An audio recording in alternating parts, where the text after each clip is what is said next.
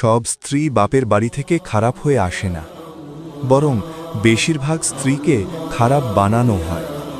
একটি মেয়ে যে নিজের পরিবার ছেলে অচেনা ঘরে অচেনা মানুষদের মাঝে ভরসা করে আসে, সে কি এমনিতেই খারাপ হতে পারে? প্রতিদিন তার প্রতিটি কাজে খুঁত ধরা হয়, ভুল না করলেও কথা শোনানো হয়। তুমি এটা ঠিক জানো না, তোমার দ্বারা কিছু হবে না, তুমি সবসময়ই এমন। এভাবেই ধীরে ধীরে একজন ধৈর্যশীলা স্ত্রী ভেঙে পড়ে। যখন আত্মীয়দের কাছে তার দোষের কথা বলা হয়, প্রতিবেশীদের কাছে তার নামে নিন্দা ছড়ানো হয়, একতরফা কথা শুনে সবাই বলে ও তো খারাপ স্ত্রী, কিন্তু কেউ প্রশ্ন করে না তাকে খারাপ বানানো হলো কিভাবে। আল্লাহ তাআলা কোরআনে বলেন, তোমরা তাদের সাথে সৎভাবে জীবনযাপন করো।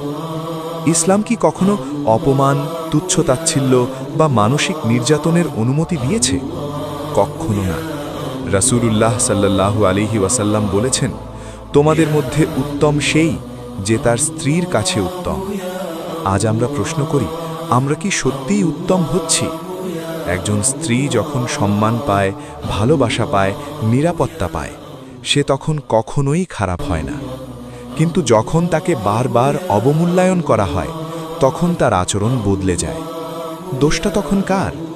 স্ত্রীকে সংশোধন করতে হলে অপমান নয়, প্রয়োজন ভালোবাসা।